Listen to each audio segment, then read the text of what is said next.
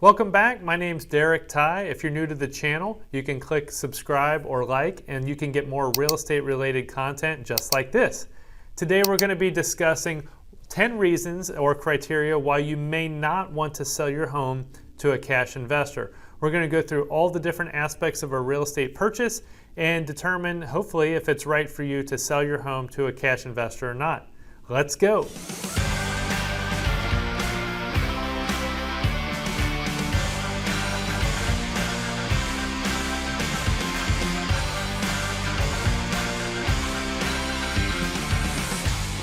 Now, it's really easy nowadays for a home seller to put their home onto a couple different websites, click a few buttons, answer a few questions, and an instant cash appraisal comes around.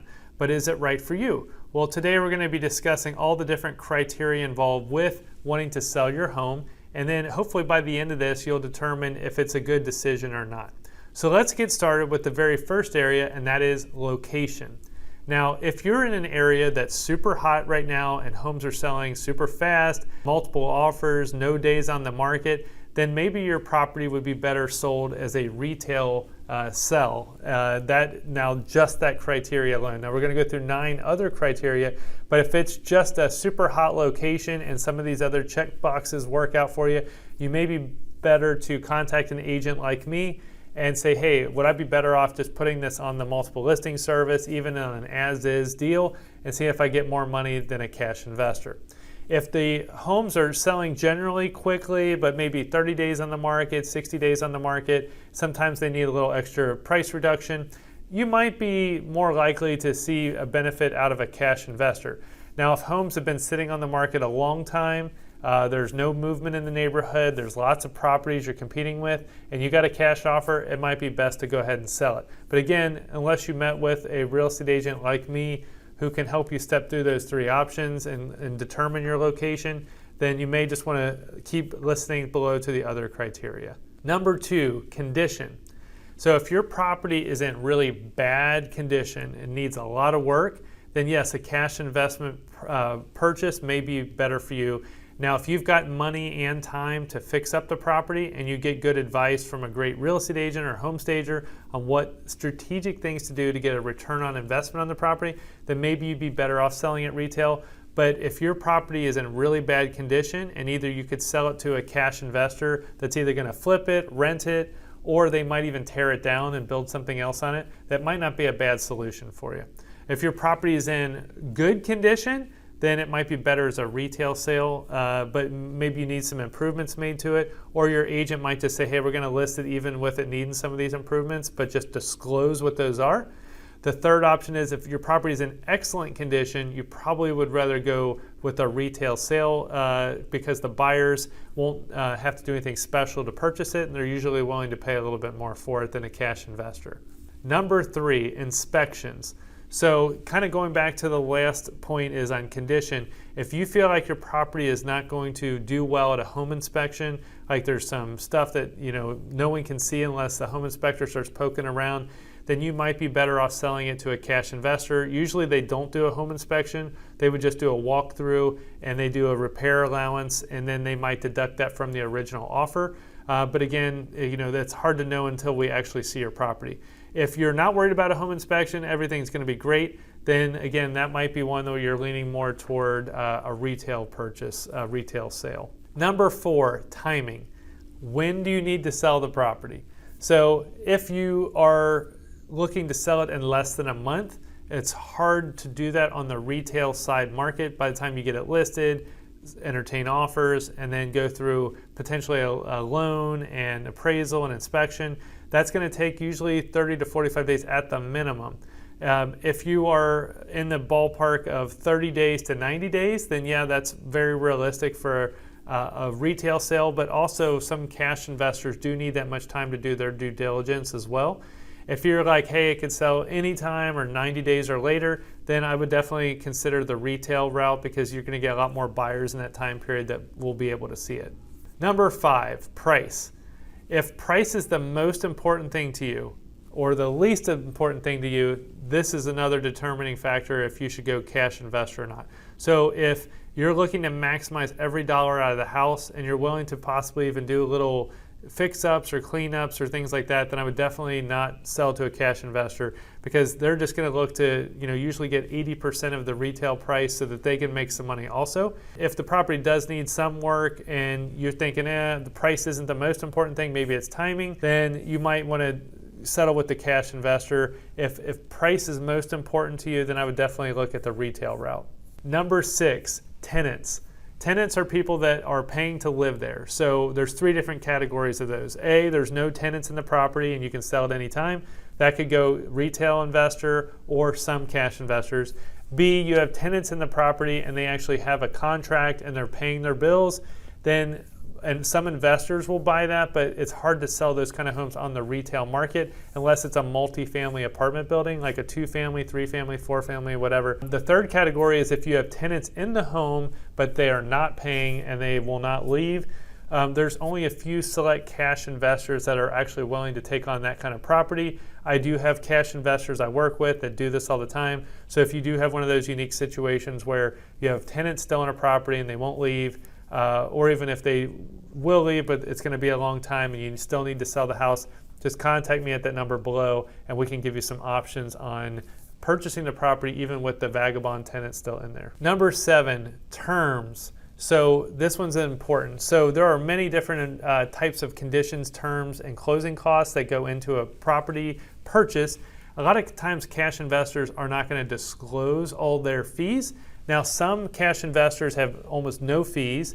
Some, if you check on one of these big popular websites, they might have a lot of hidden costs in there, $3,000 to $5,000 of miscellaneous fees. Plus, when they do their walkthrough appraisal, they might actually determine that it needs even more, repair allowances.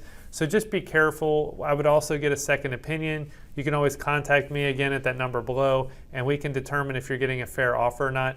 I've had several listing appointments with people and they said, hey, this is what I've been offered by XYZ company. And I look at the number, I'm like, I cannot even get you that much money as a retail seller. So if they're legitimately going to give you this and it nets out the way you think, that's probably a good deal. And I've just given people that advice. I've also said to people, hey, I think I can get you more and here's how.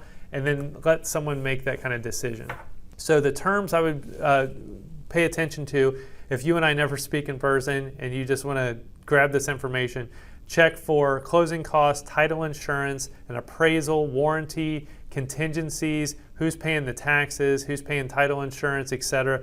All those things have to be disclosed in the contract and on the final closing statement. Number 8, closing costs. Now, there are a few local companies that will charge you some kind of points or fees to close your property. Usually you do not need to do that. So if you're seeing some hidden charges again, like the last category, and you want to get a second opinion, please let us know. We're happy to look that over for you and see if you're getting a fair deal or not. But normal retail buyers do a lot of times ask for closing costs as part of their purchase. You don't have to pay them, it's negotiable. And that's when hiring a great real estate agent who knows what's happening in the market right now.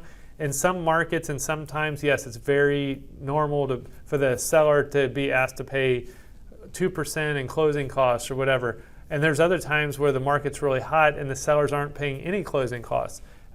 So this is one of those things where it really comes down to the expertise of the agent and or investor involved. Again, please reach out to us if you want more clarification on that one. Number 9, commissions. So on a traditional retail sale, you normally pay a real estate sale commission. These can vary in the country from, a flat fee all the way up to, 20%.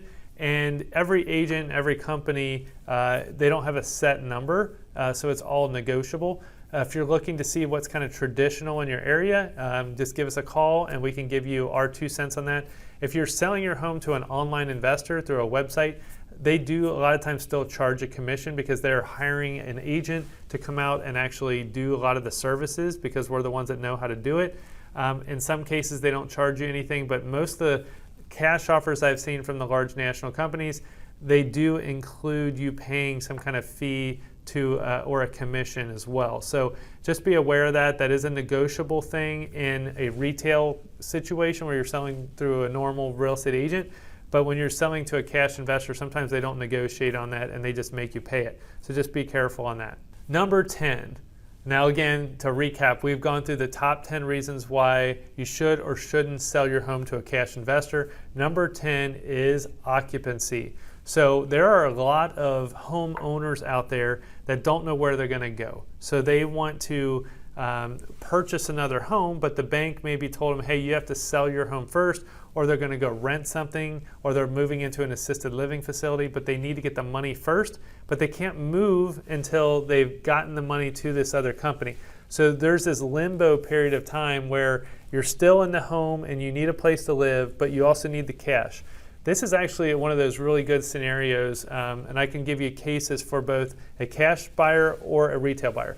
So on a cash sale, our investors that we've worked with have been able to buy the home from the homeowner, and then they sign a contract with 2 weeks, 3 weeks, 4 weeks, whatever, where they get to still live in the home. Now they've got their money, and now they can transition to the next property. So that's with a cash investor. There are some retail buyers who will also give you that same kind of deal. It's a little harder, but sometimes we'll negotiate a deal when you list the house that we're asking for occupancy after closing. In that case, the buyer will basically have to grant you occupancy through the purchase contract. Now, if this sounds really confusing and there's all these details, this is what I do for a living. I love doing it. I love working with home sellers, buyers, investors, retail buyers and sellers. So if any of this has kind of caused you any anxiety, I didn't mean to do that, but I've got to give you these things the way they are. So if you are interested in learning more about selling your home, buying a home, you working with an investor, being a cash sale, any of those scenarios, just reach out to me at that number below. I'm happy to help. So now I'm going to give you a quick 4-step plan to helping you determine what your property is worth and if you should sell it to a cash investor or not. Number 1, give us the address to your property and we can give you a realistic value range even right over the phone from worst case scenario to best case scenario. Number 2, let us come out and give you an in-person analysis of the condition and value of the property. Number 3, we can help you choose between the quick offer to an investor or does this house need a full marketing plan with maximum exposure on the multiple listing service. Number 4, we can present you with our guaranteed sale program. That's kind of a hybrid between both methods, and we can 100% guarantee your home will be sold. So we could potentially offer it as a retail MLS listing if it doesn't sell for a certain price. Our investor team will come in and give you an offer that we would buy you out of the home if it doesn't sell the first route. So whether you're in Cincinnati, Ohio, or anywhere in the United States, if you're thinking about doing this, thinking about selling your home, this information is for you. I have partner real estate agents and investors all over the United States.